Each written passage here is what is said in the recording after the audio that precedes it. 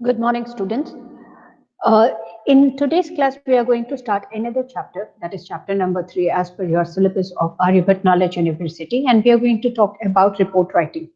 So, when we are going to start this particular chapter, you need to understand that when we talk about writing skills, under the segment writing skills, we have already discussed about letter writing. We have also talked about the change that has come in the letter writing system, that is because of the intervention or because of the development in the technology. The days are gone when people used to write all the letters with the help of pen and then paper. Nowadays, we are moving towards electronic mails, and most of our communication happens not only internal but also external with the help of email.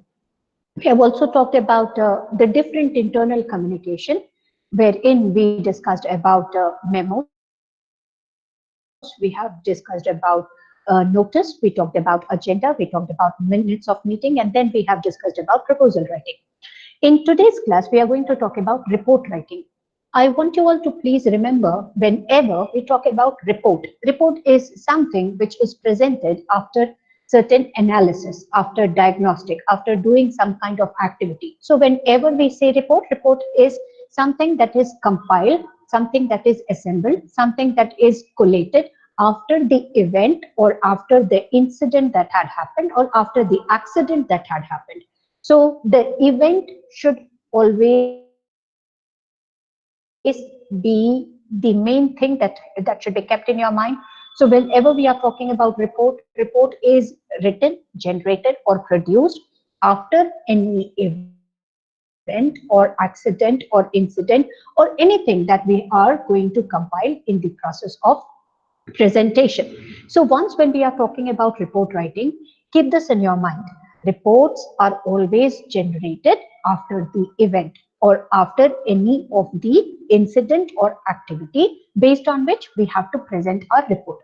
To give you a very simple example, you all have completed your like class 10, class 12, and once when you have completed your classes, you have received a report, a consolidated mark sheet. If you check the consolidated mark sheet, you will see that it contains the report of your complete year's journey. Say, for example, if I'm talking about class 10, I don't know how many of you have really seen your class 10th report card, but it contains not only your marks in the various subjects, but it also talks about something related to your behavior, something related to your soft skills as well as life skills. So you are graded, so you are marked based on your performances, based on your participation, based on the activities into which you were interested and keen to participate, and then they have generated the report. Similarly, when we are not well, the doctors, they ask us to get ourselves diagnosed, and based on the symptom and based on the diagnostic report, they prescribe certain medicine, or they ask us to move or to follow certain medication process. So keep this in your mind. Whenever we talk about reports are generated after noticing, after identifying, after assembling, after completion of certain activity. All right. So the moment once when we talk about report writing, why are we talking about report writing and in terms of management? Or when we are talking about the technical students, the students of BBA and BCA, why they should know about report writing. Now, whenever you are going to participate in any of the activity while working in an organization or while studying, while pursuing your bachelor program, be it business administration or computer application, you will be entitled to act to perform certain projects, which could be mini project. The mini projects are called as live project because many a times we will fool you or we will loop you with the real life experiences of the corporate, and then very tiny, very small projects would be given to you people, wherein you will come to know what are the activities, how the organizations work. Say, for example, if I'm talking about marketing, marketing is a broader term. Under the marketing, there is a concept called promotion. Under the concept of promotion, if you are talking about launching a new product, if you are talking about launching a new app, how students, how people, how the common man is going to accept the new application or will take the new product. in utility. For example, if I'm talking about a new soap or a new washing powder or a new bike or a new mobile phone, what are the likes and dislikes? What is the opinion of the people? So you will be engaged into certain life projects, you will be engaged into certain mini projects. Sometimes you will be engaged into your internship projects. So for example, if I'm talking with the students of BBA, it is compulsory for you people to do 30 to 45 days of internship in your fifth semester based on retail marketing. Similarly, for the students of BCA, though it is not compulsory from university side, but if you really want to enhance your employable skill, what we do is at ISM, that is the difference, we are different from the other colleges. So when we talk about ISM here, it is compulsory for all the students who are in BBA 5th semester as well as BCA 5th semester to get enrolled into some or the other project. So even students of BCA, they will be entitled to do a project wherein they are going to use their skills that they have honed in the previous semester. Say, for example, even in your first semester when you are learning Python, you can utilize Python. You can add on Python with machine learning, and then you can develop certain app. You can look into artificial intelligence, or you can develop certain products which are IoT based. So you need to remember whenever you are going to perform some activity. Say, for example, if you are engaged into a project, after completion of the project, you have to furnish a report. Why reports are very important, or why reports are so important in students' life? Because of these reports, you will be able to identify your skill set. You can also note down all the important activities that were done by you during the course period of time. Say, for example, if I'm talking about those 30 to 45 days. So, what did you do in those 30 days or 45 days time? How did you spend your day? What are the things that you have learned? What are the challenges that you have encountered and faced? So all these will be compiled and presented by you all in the form of report. Particularly for BBA students, your 200 marks will be awarded based on the internship project, not only in fifth semester but also in sixth semester. And for BCA, I need not say, every semester you will be having certain practical examinations and special awards, special marks will be awarded for you all, and based on that marks you are going to get the CGPA.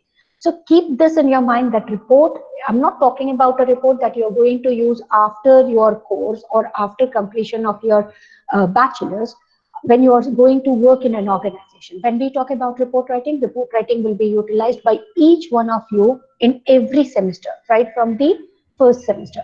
So let us understand, when we talk about report, what do we know about report? How do we understand what is report writing? And how should we go ahead with report writing?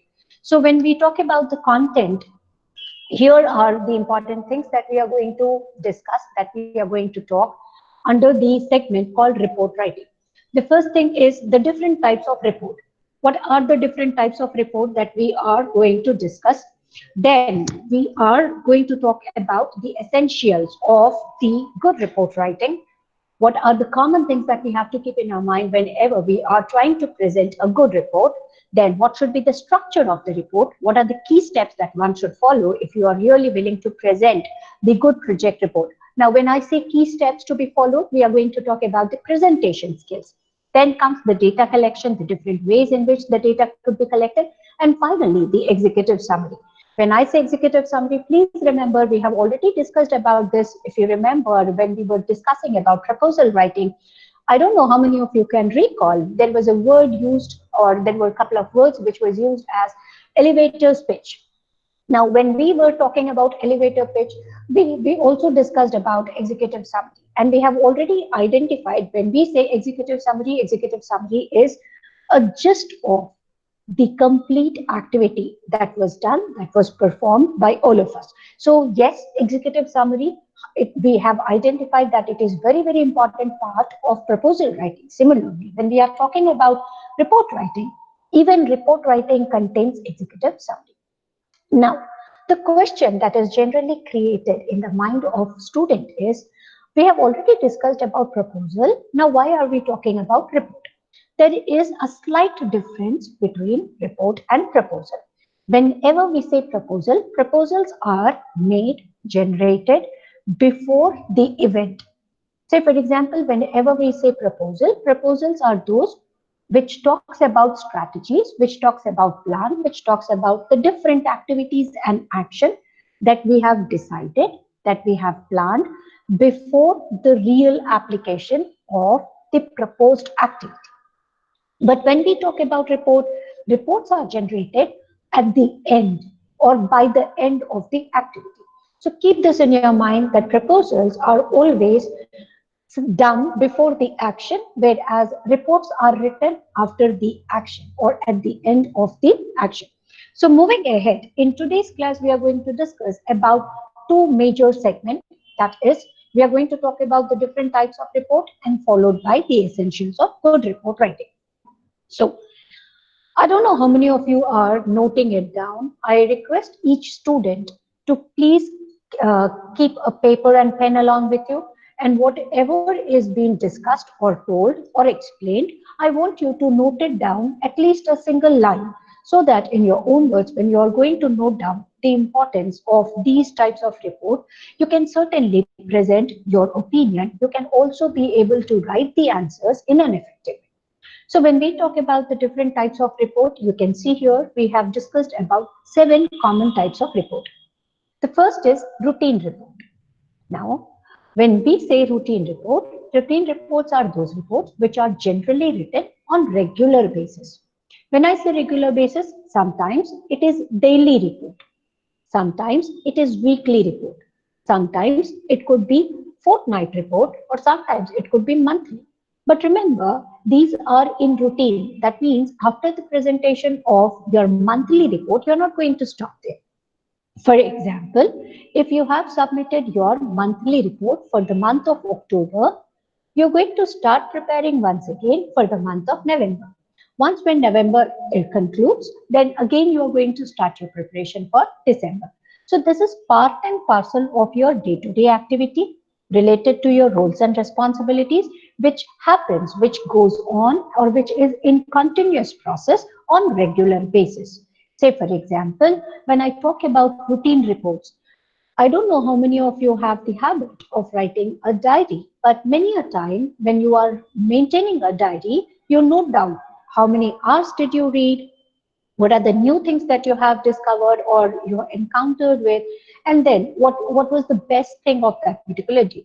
Many of people, they have the habit of maintaining their report related to expenses. I don't know, again, once again, about your parents or about you, how many of you have the habit of writing or collecting the information. So for example, if you are having 100 rupees, how did you spend that 100 rupees? If your parent is giving you a pocket money of 1000 or 500 or even 100, how did you spend that money? Where did you spend that money? On which date? How much was spent by you? If you maintain that, you are actually keeping a record of it. And if somebody asks you, you have all the necessary evidences to present and to say that this is the report of the complete things that we have done. Similarly, when we talk about the reports related to research, when I say research, these are something wherein people try to find out, wherein people try to do survey, wherein people try to find answers to the different questions. So for example, if we are talking about a new product that is launched by some company or some country, Indian government or the organizations wherein the technology is really getting improvised, they will definitely ask their R&D department, that is research and development department, to do the research whether it is suitable for Indian people or not. Say for example, when we talk about Android mobiles, when these Android mobile phones were launched, they were too costly. But when we talk about the current scenario, or when we are talking about the present day, we find Android mobile phones even at the cost of 2,200 rupees, which ranges from 2,200 rupees to some lakhs of rupees. So again, how do we come to know which kind of gadget, which kind of technology, which kind of instruments, which kind of product will be liked by the people? you have to do a proper research. Without research, what is going to happen? You may come up with wrong conclusion, and then you may even fail if you are not having the proper research done. So research based reports are also generated. Then comes investigation report. These reports are generated whenever you file a case. I don't know how many of you have watched CID, or how many of you have the habit of watching Adalat, or some like serials like that, not only in Hindi or even on the other channels, or in English or some other language. Now, whenever you are like, the best example is the Crime Patrol. I don't know how many of you have the habit of watching it, but when you watch certain episodes of it, you will see that there was an FIR. Even if there wasn't any FIR done, what they do, they come to me about a suspect, then they try to reach up to the right culprit, the one who had committed the crime, and then they put that person behind the bar. So how did they reach up to that particular conclusion? Only through investigation. So when we say investigation, it doesn't mean only investigations are done by police or CID or CBI. Investigation is done even by the organization. Say, for example, this financial year, you are owning a business, and this financial year, you did not earn profit. You have to investigate the reasons behind it. Why you did not generate profit, why your profit ratio was low when compared to the previous year. And once when you investigate, you'll come to know about different reasons, and then you can sort out those reasons. So investigation report. Confidential reports are those reports which are not disclosed to everybody. Something which is very crucial, something which is very important, which cannot be shared with common people, and it is to be opened, it is to be read only by few people. That is called as confidential report. In the event which had happened in the month of June, the sudden death of the famous actor Sushant Singh Rajput, you must have heard people talking about the confidential report that were produced by CBI, and then they had shared it with the other departments. So these reports, which are confidential, they will not be disclosed to everyone. Then comes analytical report. When we talk about analytical reports are those reports wherein we analyze. Whenever we use the word analyze, that means we compare and then we judge what is good and what is bad. Say, for example, in class test 1, there is a person called Mr. A who had scored 18. And in class test 2, unfortunately, this person had scored 12. What is he going to do? He is going to analyze. He will try to find out the reason. Probably he did not study well, or because of the internet issue, he could not take the test, or he was not prepared according to his expectation. The questions were not asked. Say, for example, he had prepared something else. The questions were from some other segment. So therefore, the analysis will help him understand the reasons. Whenever we talk about analysis, please remember, we try to compare different figures. I repeat, whenever we talk about analytical report talks about analysis part. And whenever we say analysis, it is comparison between different figures. So there has to be some figure. It could be compared in the form of bar graph. It could be compared in the form of pie chart. It could be presented in the form of line graph, or it could be presented even in the form of table. So whenever we talk about analytics, we talk about the data, we talk about the presentation of the data so that it becomes easy for people to present. Then comes technical report. Whenever you talk about any new technique which is applied with the new technology, how that technology is getting utilized by the people. When you present that information or the application of that particular technique and technology in the day-to-day life, such reports are called as technical reports. Say, for example, when I talk about the technical report, you have purchased a computer. You have purchased a new laptop, and that new laptop is functioning very well in the first month, second month. But all of a sudden, in the third month, you started encountering certain problems. When you are going to go to the service center, They will give you a technical report. They are going to share with you the technical report, and they'll let you know what are the problems, why the problems you have encountered, and how can you rectify those problems. Last is annual report. Whenever we talk about annual reports are those reports which are generated yearly. Your report card, every year, the reports that were shared with your parents after your annual exam, they are the best example of annual reports. Similarly, every organization, they submit their financial statement at the end of their financial year. Generally, in India, the financial year starts from 1st April to 31st March.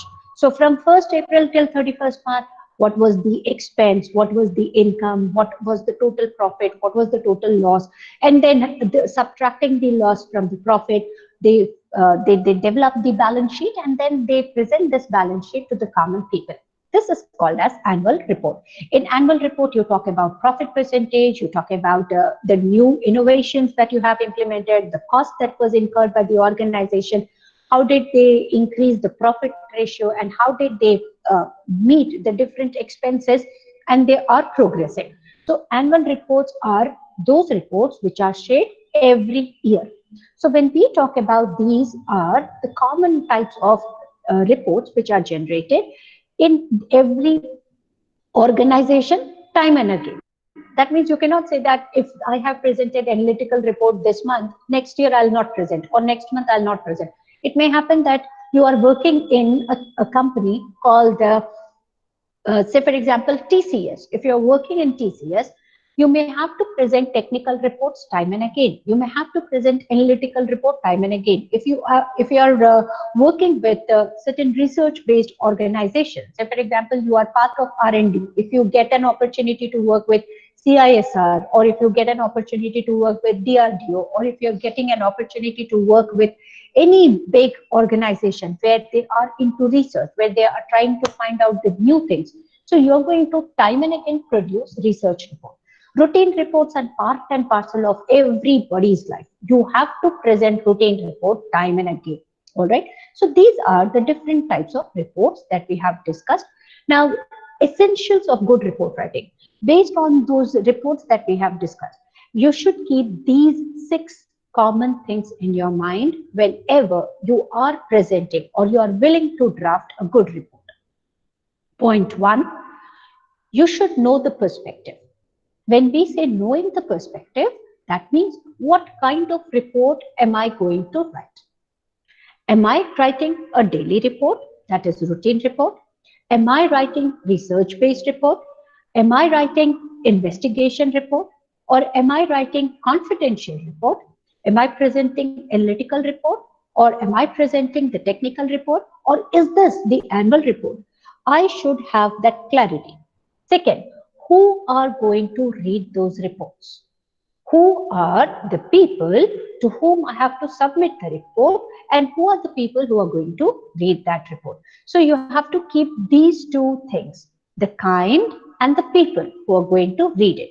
So that will generate the right perspective, because based on the audience and based on the type of the report, your language should change, your perspective should change. How will you go, like how you are going to present, how will you carry forward, how you are going to generate the answers to the different questions. If there is any problem, how are you going to identify solutions to those problems? These will be identified. I'm not saying that you're going to present. These will be identified in the first segment, that is called as issue in perspective. Based on your perspective is your thought, your way that you are going to move ahead. That is your planning, your action. How are you going to start and how you're going to reach to the conclusion?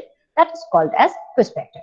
Now, based on that, you need to collect facts and figures. We have read about facts and figures in every segment.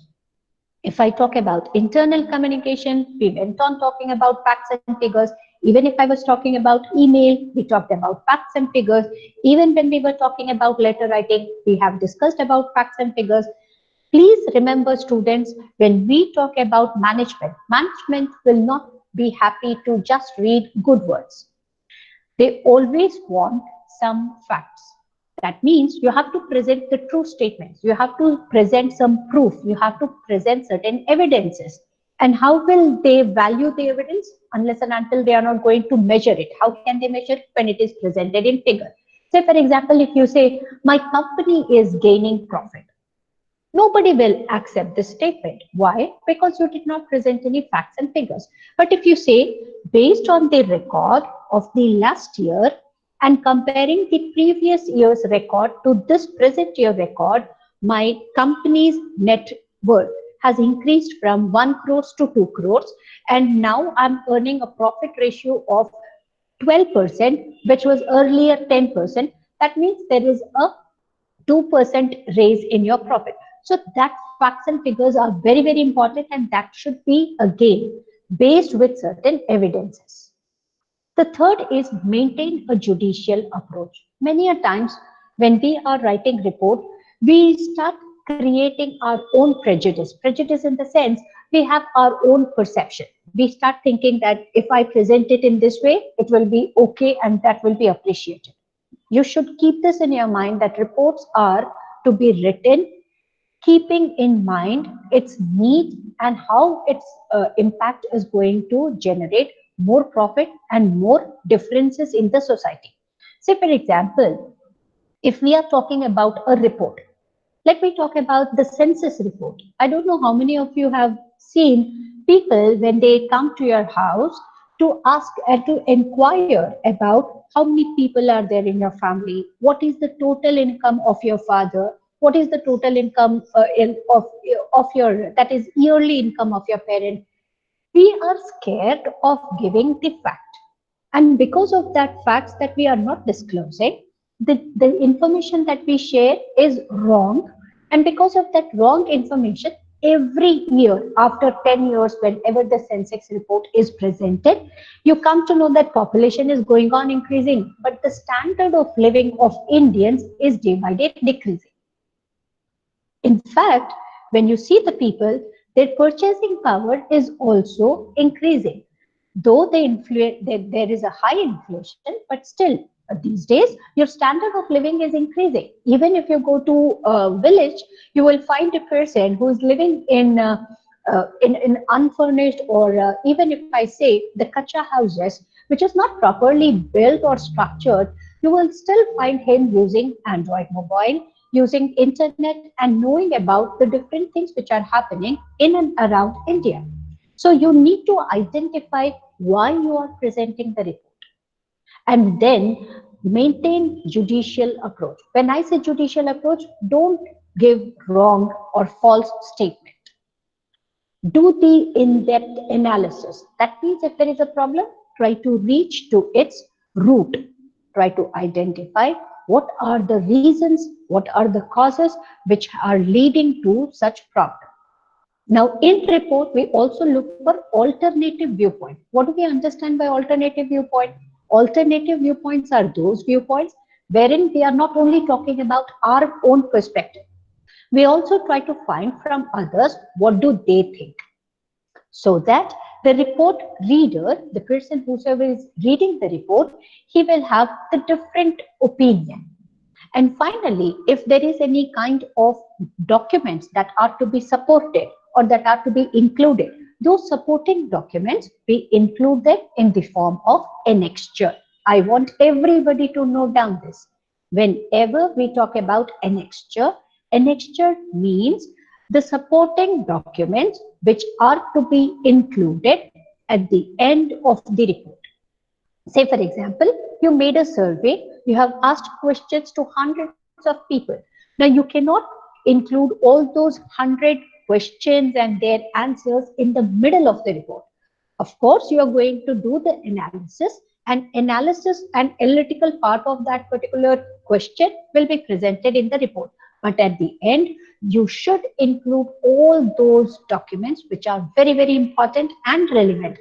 That would be done when you are going to finish off writing the report in the form of annexure.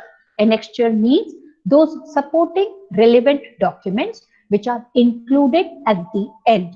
So keep this in your mind, boys and girls, whenever you are talking about writing good report. Point one, Identify what is the purpose behind writing the report. Your perspective should be clear. Work out on collecting good evidences, right facts, right figures. You should not be judgmental. You cannot say that if I present this information, people who are going to read the report, they will feel bad, they will be upset, they'll be sad. No, you have to present the report as it is. For example, when you go to a diagnostic center and when you are getting yourself diagnosed, the diagnostic center person, say for example, if there is a person who is your uncle, now the uncle is not going to say that, look, the child who has come is known to me, so I'll not be sharing the facts. I'm not going to share him the true statement. I'm going to manipulate it. He won't do this. Why? Because being judicious is going to be very important. And if he is going to manipulate the report, your problems will never be solved. So therefore, maintain judicious approach. Try to reach to the root cause. That means you should know what was the problem and what led to the problem. You should not give answers only from your point of view. You have to find out even from the others what do they think, and then include all the supportive documents under the segment annexure. So that's all in today's class. We have discussed about two important things. The first, the types of report. Second, essentials of good report writing. Tomorrow we are going to talk about the format of report writing. We are also going to talk about the presentation. So for example, after writing the report, how you should present. What are the common things that you have to keep in your mind whenever you are presenting. All right. So keeping these in mind, moment once when you are going to present your report, everybody will appreciate it, everybody will like it, and even you will be satisfied, you will be very happy when we talk about reports. All right. So here I am going to stop presenting. In case if you have any doubts, if you have any query related to whatever things that we have discussed right now, I open up for an open discussion for the 10 minutes time. So Tanya, if you are asking me about research report here, let me tell you. See, whenever we say research is done when we are trying to find something new. Say for example, dear, I don't know whether you have seen the old those button mobile phones. Have you seen those old mobile phones, dear? Even these days we use it, but you must have seen it, right? So when you are using such mobiles, do you think if we do not make any new innovations, if we are not making any new kind of development or invent anything new, can we have Android mobile phones with us? Will that be possible for all the students to attend these online classes? Everybody will not have PC. Everybody will not have laptops at their home. So identifying what is required, doing the research so that the development can happen. The reports which are presented, that is called as research report. Now, I don't understand why, Shruti, you could not understand confidential. Now, may I know, Shruti, from your side, what do you understand by confidential? Yes, dear. When do we use the word confidential? When we don't disclose it to others. When the report is generated. Say, for example, if there is a report, I don't know whether you people have given feedback. If you give feedback related to any other person, it is confidential. You should not disclose what you have shared with the others. The things which are not disclosed to others. What do we understand by the term disclosed? Not shared, which is not commonly shared with others, that is called as confidential. The next question was technical. Something related to technology, something related to the technical aspect of the work. Say, for example, if I am using a machine and the machine is working in a comfortable manner, all of a sudden, due to sudden power failure, the machine stopped working. Now, what are you going to do? Are you going to keep it with yourself, the old or the non-functional machine as it is, or will you call someone to repair it? Of course, you're going to call the technician and you're going to ask the person to repair it. The person, whosoever is going to come and repair your machine, he will generate a technical report. He will let you know what was the problem, what led to the failure or what led to the problems in the machine, and ultimately how to overcome those problems.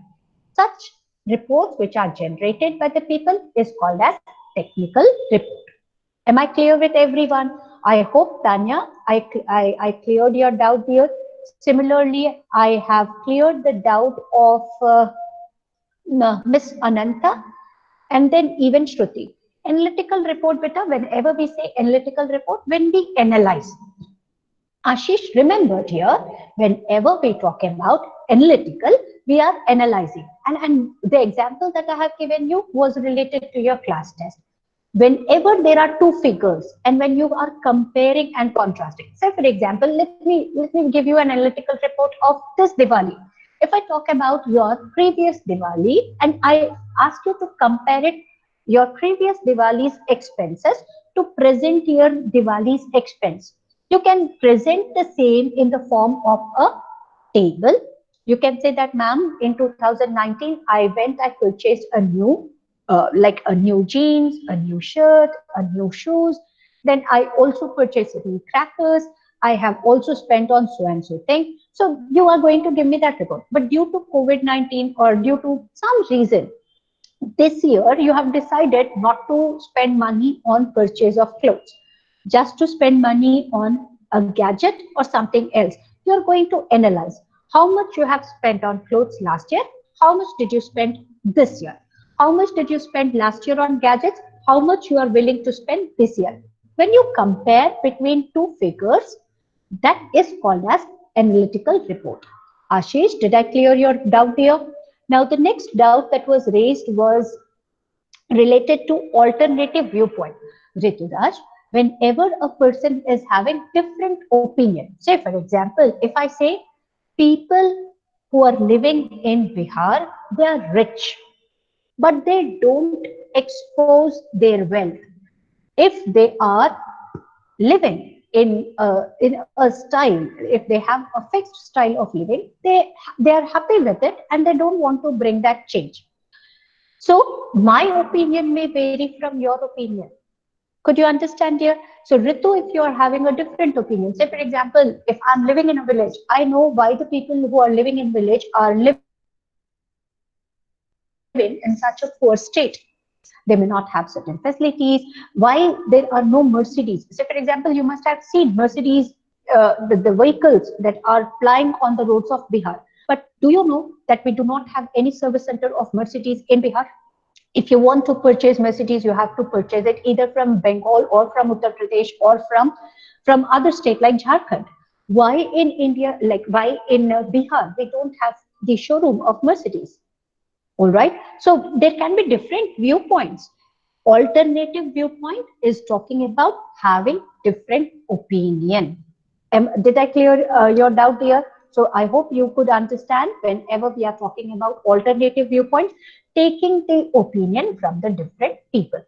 The next question that is asked from Amrita is, Beta, whenever we are talking about issue and perspective, I hope you could understand when we talk about alternative viewpoint. Of course, alternative viewpoint will come when people are having different analysis. Now, I want you to understand, you should know why the behavior of people is in such a form or in such a manner. Say, for example, you are seeing, if you are living in Patna, if you are living in Darbhanga, if you are living in Chhapra, if you are living in Bihar, many a times, the place where we are living, we don't have big roads, we don't have good roads. Even if there is a good road, many a times we find problem with electricity. Even if we have electricity, we don't have industry. Even if we have industry, they are not working in a good way. So the purpose, the reasons behind our living standard is changing because of the different reason. That is called as having problem with our purpose, that is perspective. Authoritative fact and figure, talking about evidence. Say for example, if your father gives you 1,000 rupees, you went to market, you have spent it, but you are not producing the bill in front of your father. Where have you spent those 1,000 rupees? Will your father accept? Will your father say that you don't have those 1,000 rupees?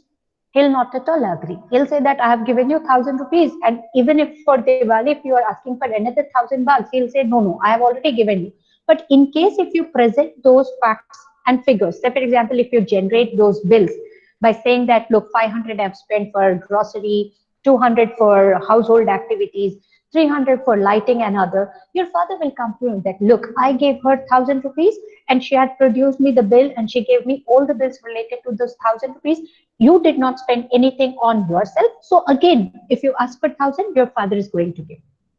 In-depth analysis is trying to reach to the root cause. Why people across our country, they believe that people who are living in Bihar are poor, because we are showing them in that way. And how do we come to know about it? Unless and until we don't do the proper analysis, that is reaching to the root cause, reaching to the main problem area. That is called as in-depth analysis. I don't know whether you have lived in villages or not. Where do you live, dear? Amrita, have you been to your village anytime? Quickly in the chat box. Have you been to your village anytime, dear? Amrita, did you go to your village anytime? Yes or no? If you have been to your village, I want you to I want you to just recall in our village, place where we live, we have lots of wood, isn't it? There are shrubs, there are bushes, and what our parents do or grandparents do, they utilize it instead of throwing it here and there. They utilize it. So, will you say that people who are living in village, they don't have gas cylinder and they only use earthen heat? No, it's not possible, right? So, in-depth analysis is very important. Similarly, when we are talking about the another question, judicial approach, Sandeep, I want you to please recall what was said. Wrong information cannot be shared. Only the information that is right should be submitted, even though if the people are facing different problems. That is called as judicious. Annexures means supportive documents. Shantanu, if you are talking about annexures are those parts wherein you talk about all the relevant, necessary, important documents which will help you to support your report. That is called as annexure. Say for example, if I give you only 2 marks, you have written your exam very well. I have your class test paper, but I still marked you 2. What are you going to do? Will you say thank you very much, ma'am, because you have given me 2 marks? Or will you ask at least once saying that, ma'am, I want to see my answer sheet? Why are you asking for that answer sheet? Because you want to prove that you have written well. When you are going to ask me for that, that is a supportive document. And along with your report card, I don't know how many of you have studied in schools where along with your report card, your teachers were also showing your answer scripts, right? So that your parents can identify what are the common errors that you commit. All right, dear. So keep this in your mind, Shantanu. Anything that we include to support our report, that will be presented at the end. That is called as annexure. Did I clear your doubt here? So I don't want you people to mark your attendance over here. I'm going to share the link with you all, dear, on your email address. Do mark your attendance and then please keep it safe. All right. So till tomorrow, take care of yourself. We are going to have another class on Monday. So I want you all to keep revising things and